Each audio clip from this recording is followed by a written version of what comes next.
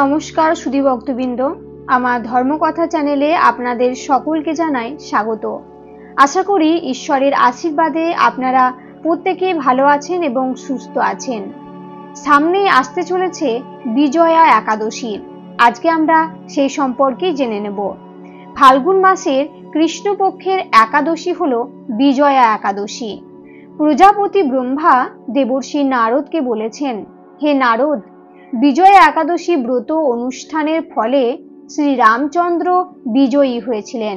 সীতা প্রাপ্তি, লঙ্কা জয়, রাবণ বধের মাধ্যমে তিনি অতুল কীর্তি লাভ করেছিলেন। তাই যথাবিধি যে মানুষ এই ব্রত পালন করবে তাদের এই জগতে জয়লাভ ও পরজগতে অক্ষয় সুখ সুনিশ্চিত জানবে। হে যুধিষ্ঠির, এই কারণে এই ব্রত পালন অবশ্যই কর্তব্য। সেই সঙ্গে আমাদের জানা দরকার বিজয়া একাদশীর মাহাত্ম্য সম্পর্কে, বিজয়া একাদশীর সংকল্প, পারণ এবং বিজয়া একাদশীর ব্রত কথা।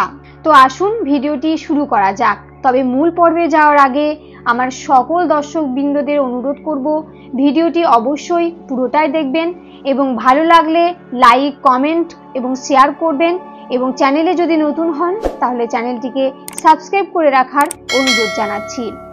আসুন এবার মূল পর্বে প্রবেশ করা যাক। প্রথমেই আমরা শুনে নেব বিজয়া একাদশীর মাহাত্ম্য সম্পর্কে। কৃষ্ণ ভক্তি লাভই শ্রী একাদশী ব্রতের মুখ্য ফল। তবে আনুষাঙ্গিক রূপে স্বর্গ ঐশ্বর্যাদি অনিত্য ফল লাভ হয়ে থাকে। প্রজাপতি ব্রহ্মা দেবর্ষি নারদকে বলেছেন, হে নারদ, বিজয়া একাদশী ব্রত অনুষ্ঠানের ফলে শ্রী রামচন্দ্র বিজয়ী হয়েছিলেন। সীতা প্রাপ্তি, লঙ্কা জয়, রাবণ বধের মাধ্যমে তিনি অতুল কীর্তি লাভ করেছিলেন। এই ব্রতে যারা শ্রদ্ধাশীল তারাই ধন্য, তাদের জন্ম সার্থক, এতে কোনো সন্দেহ নেই। বিজয়া একাদশীর সংকল্প। যারা আমিষ আহার করেন তারা একাদশীর আগের দিন অর্থাৎ দশমী, একাদশী এবং দ্বাদশী এই 3 দিন নিরামিষ আহার করবেন। দশমীতে ভগবান শ্রীকৃষ্ণের চরণে ফুল নিবেদন করে সংকল্প করবেন, হে ভগবান, আমাকে কৃপা করুন যাতে আগামীকাল একাদশী যেন নিষ্ঠার সাথে পালন করতে পারি। পরদিন অর্থাৎ একাদশী তিথিতে সম্পূর্ণ দিন পালিত হবে বিজয়া একাদশী। ইংরাজি ক্যালেন্ডার অনুযায়ী 24শে ফেব্রুয়ারি 2025 সোমবার এবং বাংলা ক্যালেন্ডার অনুযায়ী 11ই ফাল্গুন 1431 বঙ্গাব্দ। মনে রাখবেন, একাদশীর দিন ভোরে অর্থাৎ ব্রহ্ম মুহূর্তে শয্যা ত্যাগ করে স্নান সেরে শুচি শুদ্ধ হয়ে শ্রীহরির মঙ্গল আরতিতে অংশগ্রহণ করতে হয়। শ্রীহরির পাদপদ্মে প্রার্থনা করতে হয়, হে শ্রীকৃষ্ণ, আজ যেন এই মঙ্গলময়ী পবিত্র একাদশী সুন্দরভাবে পালন করতে পারি, আপনি আমাকে কৃপা করুন। ভগবান শ্রীকৃষ্ণের সম্মুখে অবশ্যই সংকল্প মন্ত্র পাঠ করে সংকল্প নিতে হয়। সুতরাং এক্ষেত্রে রবিবার ভোরে সংকল্প মন্ত্র পাঠ করতে হবে। এবার আমরা সেই সংকল্প মন্ত্রটি শুনে নেব। সংকল্প মন্ত্রটি হচ্ছে, একাদশ্যাম নিরাহার স্থিতা অহম অপরে অহনি ভক্সামি পুণ্ডরীকাক্ষ শরণম মে ভাবাচ্যুত। এই মন্ত্রটি 3 বার পাঠ করবেন। অর্থাৎ, হে পুণ্ডরীকাক্ষ, হে অচ্যুত, একাদশীর দিন উপবাস থেকে এই ব্রত পালনের উদ্দেশ্যে আমি আপনার শরণাপন্ন হচ্ছি। এবার আমরা জেনে নেব যে বিজয়া একাদশীর পারণ আমাদের কবে করতে হবে। বিজয়া একাদশী ঠিক পরদিন অর্থাৎ 12ই ফেব্রুয়ারি 2025 মঙ্গলবার সকালে পারণ সম্পন্ন করতে হবে। পারণ সম্পন্ন করতে হবে আমাদেরকে পশ্চিমবঙ্গে সকাল 5:51 থেকে 9:48 মধ্যে এবং বাংলাদেশে সকাল 6:13 থেকে 10:10 মধ্যে। অর্থাৎ একাদশী ব্রত পালন করে পরের দিন ভোরে স্নান সেরে পারণ সময়ের মধ্যে পঞ্চ রবি শস্য ভগবানকে ভোগ নিবেদন করে 3 বার ভক্তি সহকারে পারণ মন্ত্র পাঠ করতে হয় এবং একাদশীর ফল ভগবানের সম্মুখে ভক্তি সহকারে অবশ্যই অর্পণ করতে হয়। এরপর সেই অনুকল্প প্রসাদ গ্রহণ করে পারণ অর্থাৎ একাদশী ব্রত ভঙ্গ করতে হয়। নচেত পূর্ণ একাদশীর ফললাভ থেকে বঞ্চিত থেকে যেতে হয়। এবার আমরা জেনে নেব একাদশীর পারণ মন্ত্রটি কি।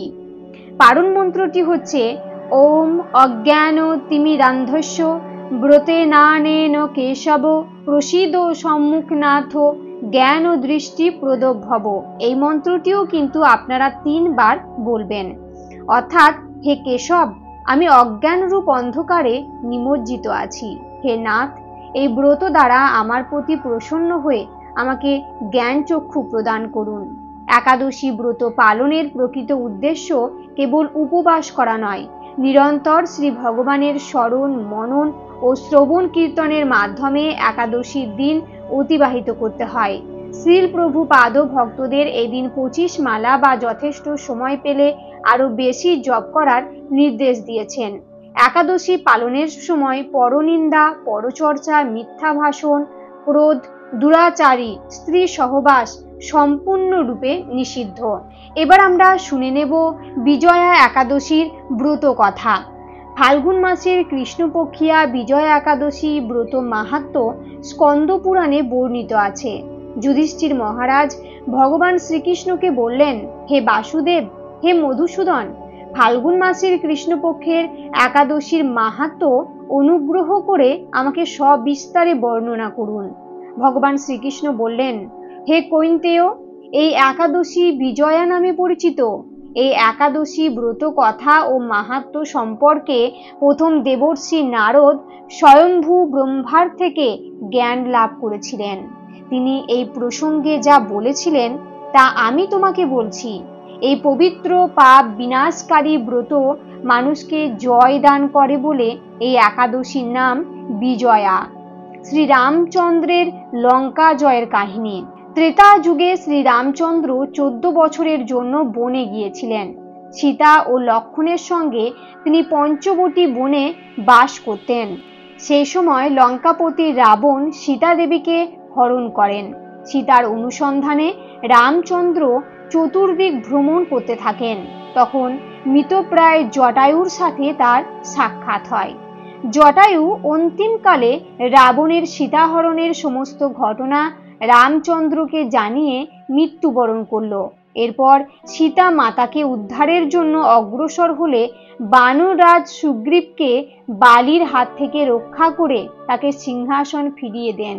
ফলে সুগ্রীব রাজ প্রভু রামের দাসত্ব স্বীকার করে বিশাল সেনা সহ লঙ্কার দিকে অগ্রসর হয়।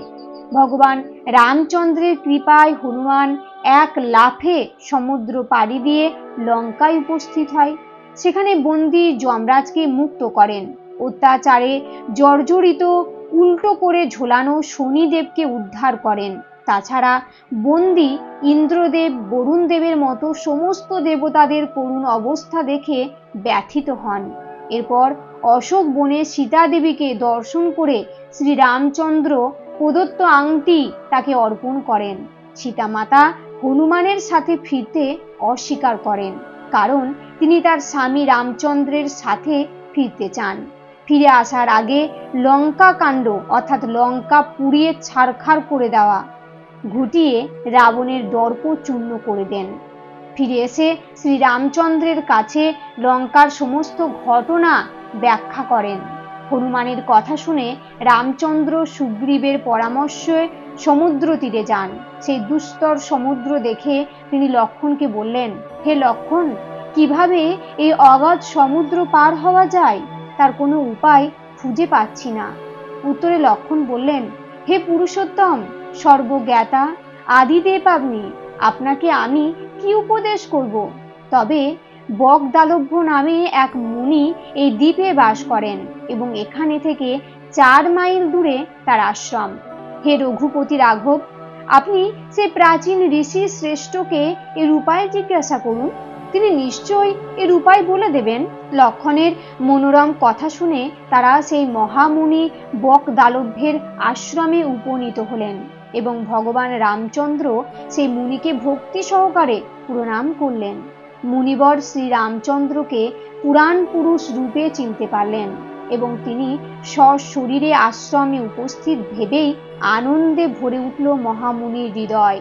তিনি বিনীতভাবে জিজ্ঞাসা করলেন, হে প্রভু রামচন্দ্র, কি কারণে আপনি আমার শরণাপন্ন হয়েছেন? কৃপা করে আমাকে বলুন, কিভাবে আপনাকে সাহায্য করতে পারি? শ্রী রামচন্দ্র বললেন, হে মুনিবর, আপনার কৃপায় সৈন্য সহ আমি এই সমুদ্র তীরে উপস্থিত হয়েছি। রাক্ষস রাজের লঙ্কা বিজয় করে আমার পত্নী সীতাকে উদ্ধার করাই আমাদের প্রধান উদ্দেশ্য। যাতে এই ভয়ঙ্কর সমুদ্র উত্তীর্ণ হতে পারি, তার উপায় জানবার জন্যই আমরা আপনার কৃপা প্রার্থনা করি।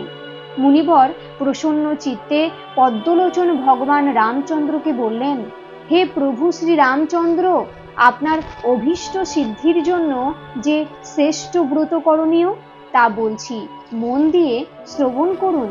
ফাল্গুন মাসের কৃষ্ণপক্ষের বিজয়া নামক একাদশী পালনের সুফল প্রাপ্তি হিসাবে আপনি নিশ্চয়ই সৈন্য সহ সমুদ্র পার হতে পারবেন। বিজয় লাভের জন্য দশমীর দিন সোনা, রূপা, তামা অথবা মাটির কলস সংগ্রহ করে তাতে জল ও আম পাতা দিয়ে সুগন্ধি চন্দনে সাজিয়ে তার উপর সোনার নারায়ণ মূর্তি স্থাপন করবেন। একাদশীর দিন যথাবিধি প্রাতঃস্নান করে কলসের গলায় মালা চন্দন পরিয়ে উপযুক্ত স্থানে নারকেল ও গুবাক অর্থাৎ সুপারি দিয়ে পূজা করবেন। এরপর গন্ধ, পুষ্প, তুলসী, ধূপ, দীপ, নৈবেদ্য ইত্যাদি দিয়ে পরম ভক্তি সহকারে নারায়ণের পূজা করে হরি কথা কীর্তনে সমস্ত দিন যাপন করবেন। রাত্রি জাগরণ করে অখণ্ড ঘি দিয়ে প্রদীপ প্রজ্বলিত রাখবেন। দ্বাদশীর দিন সূর্যোদয়ের পর সেই কলস বিসর্জনের জন্য কোনো নদী, সরোবর বা জলাশয়ের কাছে বিধি অনুসারে পূজা নিবেদনের পর তা বিসর্জন দেবেন। তারপর ওই মূর্তি বেদজ্ঞ ব্রাহ্মণকে দান করবেন। এই ব্রত প্রভাবে নিশ্চয়ই আপনার বিজয় লাভ হবে। প্রজাপতি ব্রহ্মা বললেন, হে নারদ, ঋষির কথা মতো ব্রত অনুষ্ঠানের ফলে শ্রী রামচন্দ্র বিজয়ী হয়েছিলেন। সীতা প্রাপ্তি, লঙ্কা জয়, রাবণ বধের মাধ্যমে তিনি অতুল কীর্তি লাভ করেছিলেন। তাই যথাবিধি যে মানুষ এই ব্রত পালন করবে, তাদের এই জগতে জয়লাভ ও পরজগতে অক্ষয় সুখ সুনিশ্চিত জানবে। হে যুধিষ্ঠির, এই কারণে এই ব্রত পালন অবশ্যই কর্তব্য। জয় বিজয়া একাদশীর জয়, জয় শ্রী রাধা কৃষ্ণের জয়। আজকের এই একাদশী ব্রত এখানেই সমাপ্ত হচ্ছে।